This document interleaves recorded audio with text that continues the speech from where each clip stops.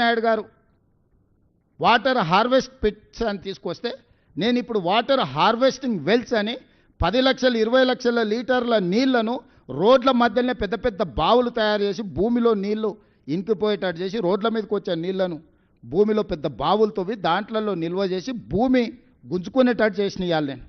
ఒకప్పుడు రాజ్భవన్ ముందర చిన్న వర్షం వస్తే ఎన్ని నీళ్ళు ఉండేది మీరు అందరు సాక్ష్యం కదా. మక్తాకు పోవడానికి అవకాశం ఉండేనా? ఈనాడు ఆఫీస్ దగ్గర కేసీపీ గెస్ట్ హౌస్ దగ్గర ఎన్ని నీళ్ళు ఉండేటివి? సచివాలయం ముందర ఎన్ని నీళ్ళు ఉండేది? వీళ్ళు కొత్త కట్టిన సచివాలయం కూడా రాగానే నీళ్ళలో మునిగిపోలే. ఇవాళ ఎక్కడైనా ఇంత పెద్ద వర్షం వస్తే ఎక్కడైనా నీళ్లు నించున్నాయా? ఇవాళ హైడ్రాను పెట్టి హైడ్రా మీద ఈగల్ ఫోర్స్ మీద కంకణం కట్టుకున్నాడు కేటీఆర్ ఎట్లయినా వీటిని బంద్ చేయించాలని. ఈగల్ ఫోర్స్ ఏమో గంజాయి డ్రగ్స్ వల్ల సంగతి తేలుస్తుంది. ఇక్కడే కాదు గోవాల మూలాలు ఉన్నా పోయి పట్టుకొచ్చి లోపల బొక్కలేసి గంజాయి డ్రగ్స్ను ఈరోజు తొక్కి అనిచేసినాం. హైడ్రా ఈరోజు ఏండ్ల కొద్దీ పార్కులు ప్రభుత్వ భూములు వేల కోట్ల రూపాయలు దాదాపుగా 50-60 వేల కోట్ల రూపాయల ప్రభుత్వ భూములను ఈరోజు హైడ్రా కాపాడింది. స్పెసిఫిక్గా యూ టెల్ మీ హైడ్రా పలానా దగ్గర తప్పు చేసిందంటే చెప్పు, ఇద్దరం పోదాం, నిజ నిర్ధారణ కమిటీ వేద్దాం. వద్దా అనేది ఏంది అంటే పార్కులు కబ్జా కావాలి, చెరువులు కబ్జా కావాలి, నాలాలు కబ్జా కావాలి, హైదరాబాద్ నగరం మునిగిపోవాలి, నీ స్వార్థం నిండాలి, నీ అవినీతి సొమ్ము పండాలి. ఇదేనా జీవితకాలం? ఇంతేనా? ఎంత సంపాదించుకుంటావు? చివరికి సొంత చెల్లెలకు వాటా ఇవ్వాల్సి వస్తుందని సొంత చెల్లెల్ని కూడా ఇంట్లోకి వెళ్ళి బయటికి నెట్టేసినావు. ఇంతకంటే ఎవడైనా నికృష్టుడు ఉంటాడా? పాత సామెతోటి ఉంది, కోతుల పంచాయతీ పిల్లి తీర్చిందని. హరీష్ రావు సంగతి మీరు అందరూ ఆలోచన చేయరు. మెదక్లో జగ్గారెడ్డిని ఫస్ట్ బయటికి తోలేండు అడ్డం వస్తాడని, విజయశాంతిని బయటికి తోలేండు, రఘునందన్ రావుని బయటికి తోలేండు. రాష్ట్రంలో దేశని చిన్నమాలయని కావచ్చు, సమరసింహారెడ్డిని కావచ్చు, ఆలే నరేంద్రన్ కావచ్చు, మొన్నటి ఈటెల రాజేందర్ కావచ్చు, ఈ పార్టీని కబలించాలి అనుకుంటే కేసీఆర్ కుటుంబానికి అండగా నిలబడేటోళ్ళందరినీ సాపు పట్టుకుంటూ వచ్చిండు. అజయ్ దేవ్గన్తో సినిమా ఉంటుంది కాలని. కొంతమంది మిత్రులు అడవిలోకి పోయి తిరగడానికి పోయి దారి తప్పుతారు. అడవిలో నాకు అన్ని దారులు తెలుసు మీకు చూపిస్తారా అని ఒక ఆయన వస్తాడు, ఆయనే అజయ్ దేవ్గన్ కాల్ సినిమాలో. వాళ్ళకి దారి చూపించుకుంటూ ఒకనొకని మింగేస్తుంటాడు. వాళ్ళకి తెలియదు దయ్యం తింటుంది అనుకుంటారు. చివరికి అర్ధరాత్రి పూట బావిలో నీళ్లు తోడడానికి వచ్చినప్పుడు వీడు నేను తోడిస్తే దాని వస్తాడు. తోడితే చూస్తే వీడి నీడగా అనిపిస్తుంది కానీ వాడి నీడగా అనిపిస్తుంది. అప్పుడు గుర్తుపడతాడు, ఓహో దయ్యం ఇది ఉందని. పక్కనే వండుకుంటూ ఒకనొకని మింగుకుంటూ పోతుంటాడు కాల్ సినిమాలో అజయ్ దేవ్గన్. హరీష్ రావు కూడా అదే రకంగా కేసీఆర్ పక్కన చేరి రేపు ఈ పార్టీని కబలించడానికి అడ్డం వచ్చేటోళ్ళను కేసీఆర్కు అండగా నిలబడేటోళ్ళను ఒకరొకరిని సాఫ్ చేసుకుంటాను. మొత్తం హిస్టరీ చూడండి. పోయిన వాళ్ళందరూ కేసీఆర్కు లాయల్గా ఉన్న వాళ్ళే బయటికి పోయారు. ఆలే నరేంద్ర నుంచి మొదలు పెడితే దేశని చిన్నమలే కావచ్చు, విజయశాంతి గారు కావచ్చు, నిన్నటి మొన్నటి ఈటెల రాజేందర్ కావచ్చు, బయట వాళ్ళని అందరినీ క్లీన్ చేసిండు. ఇంట్లో కేటీఆర్ కవిత కలిసి ఉంటే తిరుగుబాటు జరిగినప్పుడు వాళ్ళిద్దరు ఒకటి ఉంటే సమస్య అవుతుందని ఇద్దరి మధ్యలో పెట్టి కవితను కూడా బయటికి దొప్పించిండు హరీష్. వీడు ఉత్త సోంబేరోడు, మీకు తెలుసు కదా. కేసీఆర్ గారు ఆరోగ్యం బాగాలేదు, వీనికి తలకాయ బాగాలేదు, ఆలోచనలు బాగాలేవు. ఇంకా హరీష్ దేవుంది ఒకటే స్టెప్, ఇంకా ఒక ఫైనల్ ఏమంటారు ఇంకొక అడుగు ఉంది గంతే.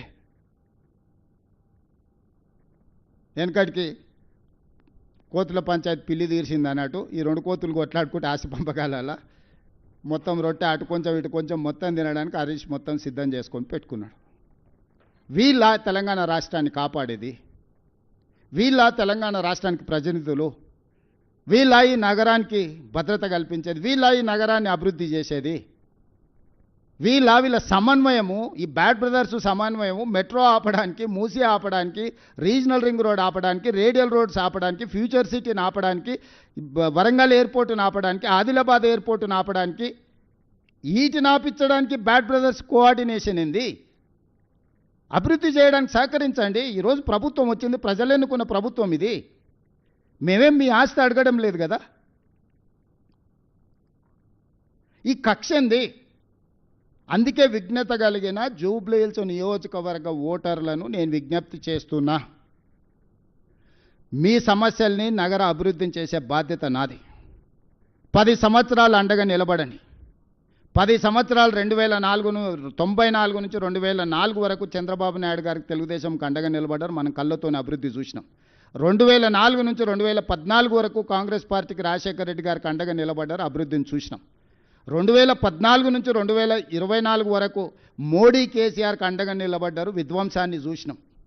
ఈ 2024 నుంచి 2034 వరకు 10 సంవత్సరాలు జంట నగరాల ప్రజలు మాకు అండగా నిలబడండి, అభివృద్ధి చేసి చూపిస్తాము, మెట్రో పూర్తి చేస్తాం, మూసీ నది ప్రక్షాళన చేస్తాము, హైదరాబాద్కు గోదావరి జలాలను ఇంకా అదనంగా తీసుకొస్తాం, ఫ్యూచర్ సిటీని నిర్మిస్తాం, రేడియల్ రోడ్డును నిర్మిస్తాము, రీజనల్ రింగ్ రోడ్డును నిర్మిస్తాము, మచిలీపట్నం పోర్టుకు రోడ్లు వేస్తాము, శ్రీశైలానికి ఎలివేటర్ కారిడార్తో పాటు గ్రీన్ఫీల్డ్ హైవేస్ నిర్మిస్తాము,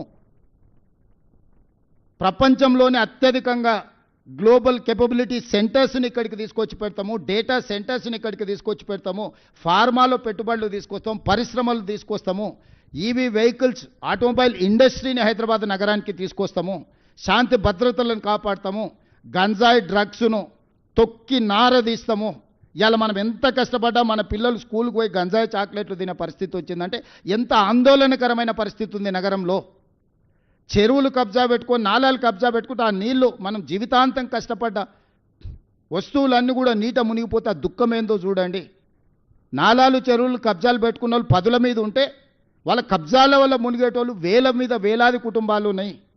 వాళ్ళకి న్యాయం చేద్దాం, నష్టపరిహారం ఇద్దాం. చెరువులు ఆక్రమించుకున్న వాళ్ళు లేకపోతే నాలాలు ఆక్రమించుకున్న వాళ్ళు పేదోళ్ళు ఉంటే, బలిసినోడు ఉంటే పగులుతుంది, పేదోడు ఉంటే ఆదుకుందాం. రాండి, ఒక ప్రణాళికబద్ధంగా అసెంబ్లీలో చర్చ పెడదాం, ఒక ప్రత్యేకమైన చర్చ తీసుకుందాం. హైడ్రా మీద, ఈగల్ ఫోర్స్ మీద, ఈ రెండింటిని ఎప్పుడు చెప్తే అప్పుడు పెడతా సెషన్స్, నిర్దిష్టమైన చర్చ చేద్దాం. మీరు మొత్తం చెప్పండి, మేము చేస్తున్న తప్పులేమనుంటే తీసుకురండి,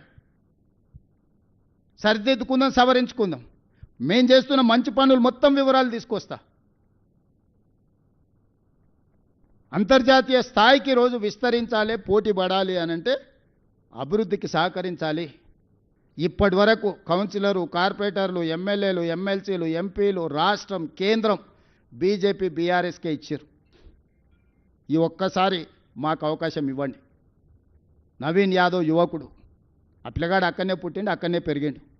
ఆ పిల్లగాడిని రౌడీ అని మాట్లాడుతారు. ఎవడా దీపావళి పండుగ రోజు గంజాయి కొట్టేటోడు రౌడీ అవుతాడా? గల్లీల పేదోళ్ళకి అండగా నిలబట్టోడు రౌడీ అవుతాడా?